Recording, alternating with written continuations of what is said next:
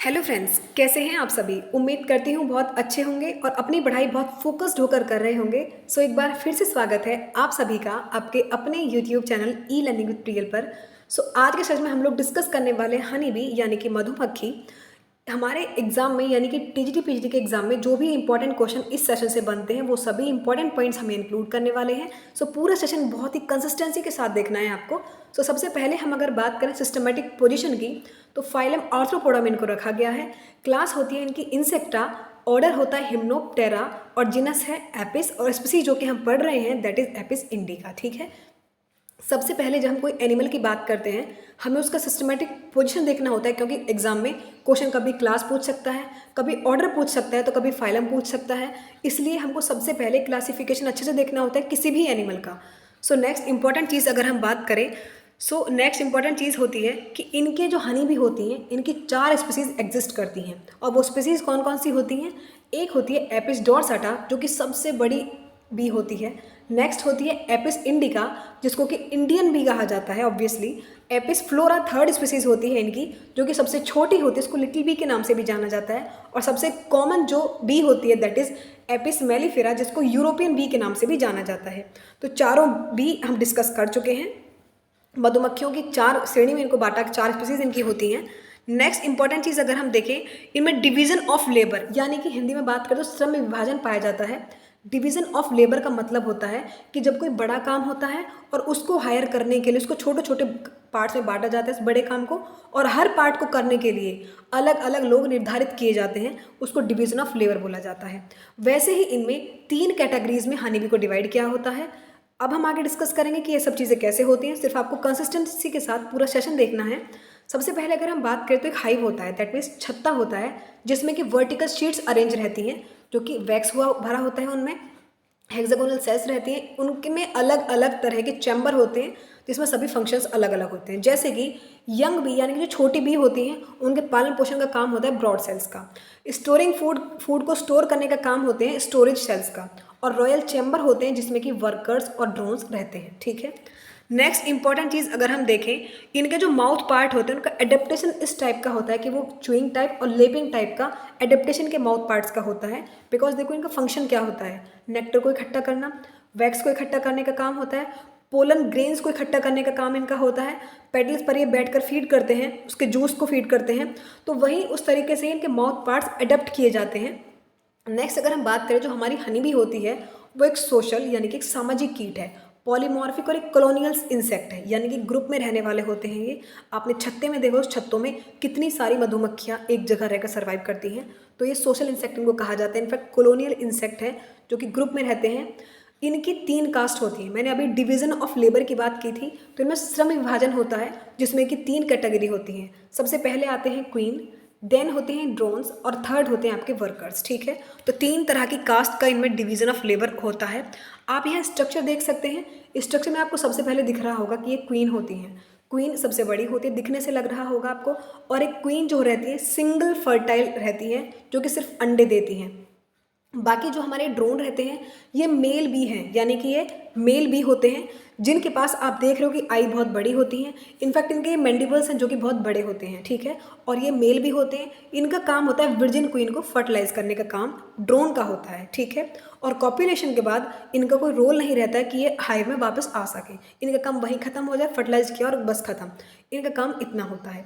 Next important चीज़ बात करते हैं, वर्कर बी होती हैं जो कि सबसे छोटी होती है। साइज भी आपको यहाँ दिख रहे होंगे, इसलिए मैंने स्ट्रक्चर लिया ताकि आपको समझ बेहतर हो सके।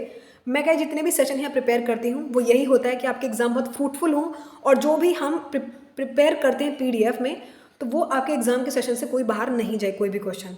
लेकिन आपको सिर्फ करना इतना है, ई लर्निंग विद प्रियल को सब्सक्राइब कर लेना, लाइक करना, और जो बेल आइकन उसको प्रेस जरूर कर लेना, बिकॉज जितने भी नोटिफिकेशन आपको टाइम से मिलते रहें।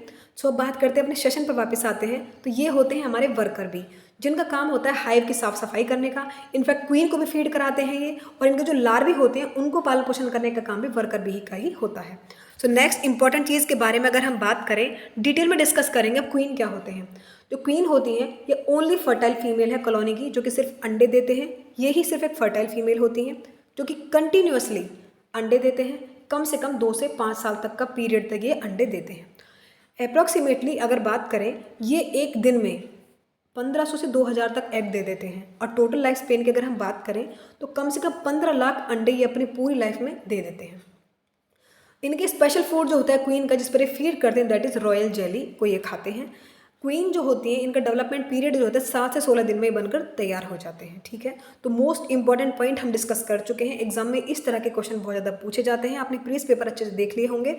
सो बहुत अच्छे सभी सेशन को लिया करें और टेलीग्राम चैनल जरूर ज्वाइन कर लेना। वहाँ पूरे क्विज चलाए जा रहे हैं जो कि आपके एग्जाम में बहुत ज़्यादा हेल्पफुल होंगे। प्रीवियस पेपर इंक्लूड किए गए हैं वहाँ पर, तो आप वो सभी सेशन जरूर लेना। लिंक मैं डिस्क्रिप्शन बॉक्स में डाल दूंगी, आप वहाँ जाकर सेशन ज्वाइन कर लेना। नेक्स्ट अगर बात करें ड्रोन्स की, तो सेकंड कास्ट जो थी इनकी, ड्रोन्स जो होते हैं ये होते हैं मेल हनी बी।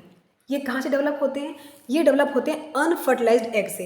यानी कि इस प्रक्रिया को, जब कोई चीज़ अनफर्टिलाइज्ड एग डेवलप हो, उसको पार्थेनोजेनेसिस के नाम से जाना जाता है। ठीक है, पार्थेनोजेनेसिस के नाम से जानते हैं। अब मैंने बता दिया था, जो कि अनफर्टिलाइज्ड एग से डेवलप होते हैं डायरेक्ट, उनको ड्रोन्स कहते हैं, वो मेल बीज कहलाते हैं।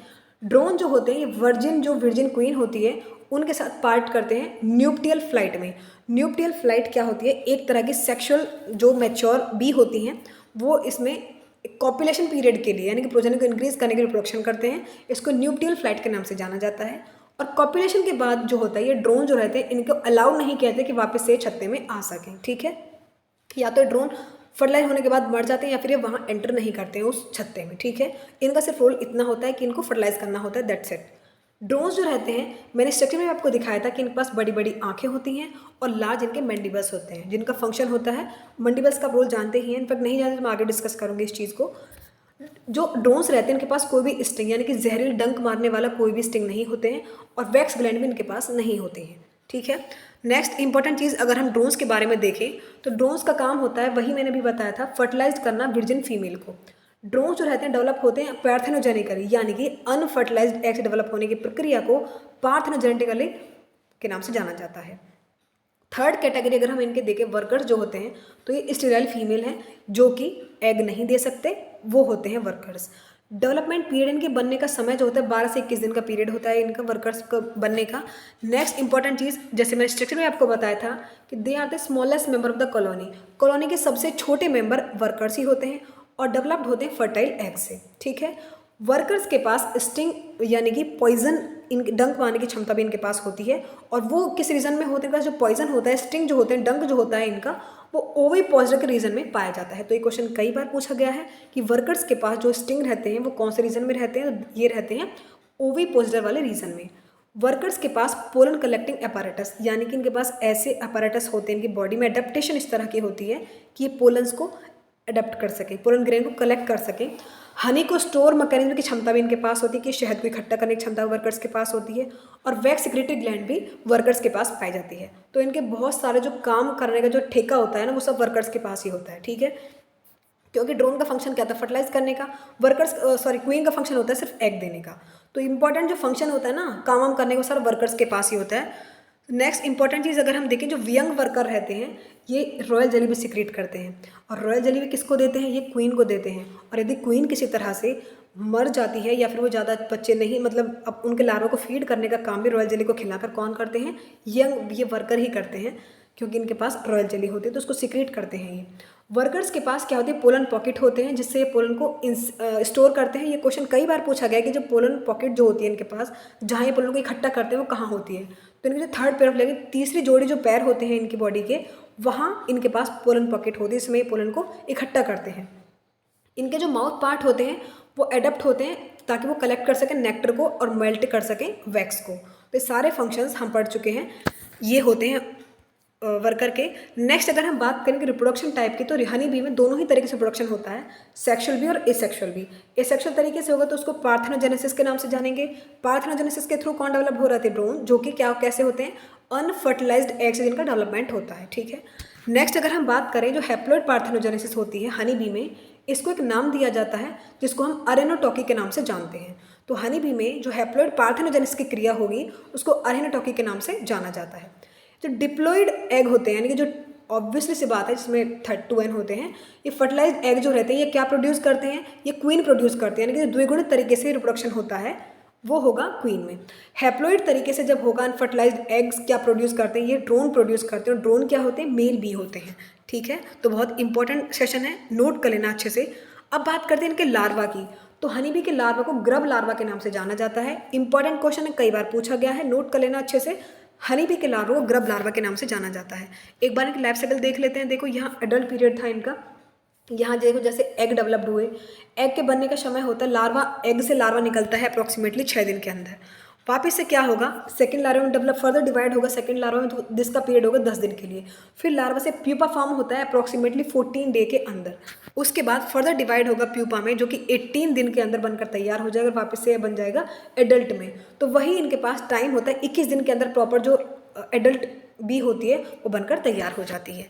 ठीक है, नेक्स्ट इंपॉर्टेंट चीज़ अगर हम देखें, ये जो बी होते हैं ये खाने की तलाश करते हैं या फिर इंटीमेशन के लिए, कॉपुलेशन के लिए, तो ये एक डांस के थ्रू इस सब चीज़ का इशारा करते हैं खाने का, या फिर उसके लिए डांस के थ्रू ये चीज़ों को समझाते हैं।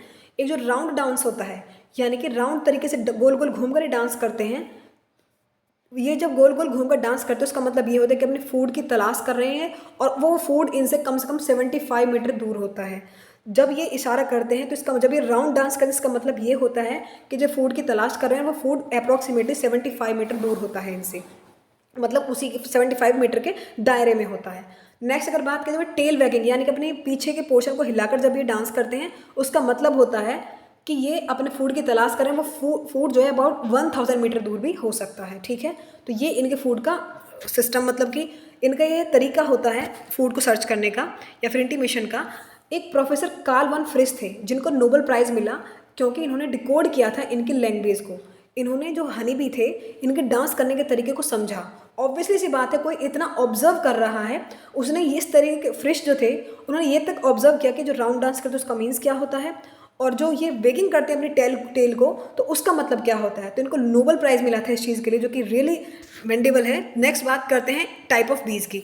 देखो ये हम पहले पढ़ चुके हैं, इनके फंक्शंस अलग अलग, लेकिन कई सारे क्वेश्चन पूछे गए हैं, तो मैंने फिर एक चीज़ें इंक्लूड की है। ये जो बीज होते हैं, क्वीन बी के बारे में अगर हम बात करें, अगेन बेसिक से ही चीज़ें हैं लेकिन बहुत सारे क्वेश्चन पूछे जाते हैं, इसलिए मैंने अगेन यहाँ एक चीज़ बहुत अच्छे से नोट की है आपको। हर एक बिहाइव में एक फर्टाइल फीमेल होती है जो कि क्वीन कहलाती है। ये रूलर होती है पूरे छत्ते की रूलर यही होती है, रानी होती है ये, जो कि अंडे देती है। स्प्रिंग सीजन में क्या होता है, ये कम से कम 2000 तक अंडे दे देती है एक दिन में।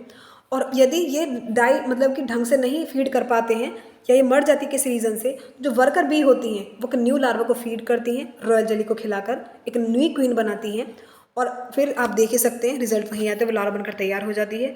अभी जो वर्कर बी होते हैं, वर्कर बी जो होते हैं फीमेल होते हैं, लेकिन इनके पास रिप्रोडक्शन की क्षमता नहीं होती। ठीक है, दे आर, ये जो सबसे ज़्यादा क्या करते हैं, दे आर क्रूशियल रोल होता है इनका पूरे work with in the hive. छत्ते की साफ सफाई करने का पूरा काम जो होता है वर्कर बी ही करती हैं।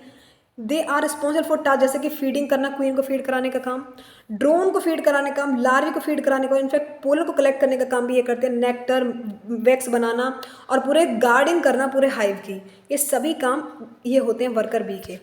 टिपिकल वर्कर बी जो होती है कम से कम 6 महीने तक एग्जिस्ट करती है। अपीयरेंस में आप देख सकते हैं ड्रोन से थोड़े कैसे होते हैं, छोटे होते हैं। नेक्स्ट बात करते हैं, ड्रोन्स जो होते हैं इनके ये होते हैं मेल बीज, जिनके पर्पस सिर्फ कितना होता है कि इनको मेट करना है क्वीन के साथ, यानी कि वो फर्टिलाइजेशन करना है क्वीन के साथ, सिर्फ इनका फंक्शन यही होता है। नेक्स्ट अगर हम बात करें, ड्रोन जो होते हैं यूजुअली 8 वीक्स तक एग्जिस्ट करते हैं, लेकिन उस टाइम पर जो वर्कर बी होते हैं इनके पीछे जब ये नहीं होते तो इनके बच्चों का सब चीज़ का ध्यान वर्कर बी रखते हैं। अपीयरेंस में अगर देखा जाए तो थोड़े छोटे होते हैं क्वीन से और वर्कर से बड़े होते हैं, और इनके पास कोई भी स्टिंगर यानी कि डंक नहीं होते हैं।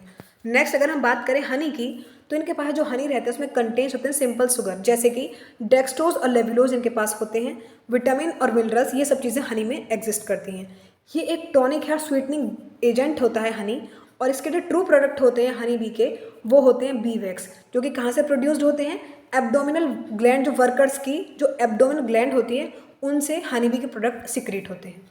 तो पूरा सेशन हम बहुत अच्छे से ले चुके हैं, आपको सिर्फ इतना करना है, पूरा सेशन अच्छे से लेना है। ई लर्निंग विद प्रियल को लाइक करना, शेयर करना और सब्सक्राइब करना। कमेंट्स में जरूर बताना आपको सेशन कैसे लगा। नेक्स्ट वीडियो में मिलते हैं फिर। So thanks for watching, bye.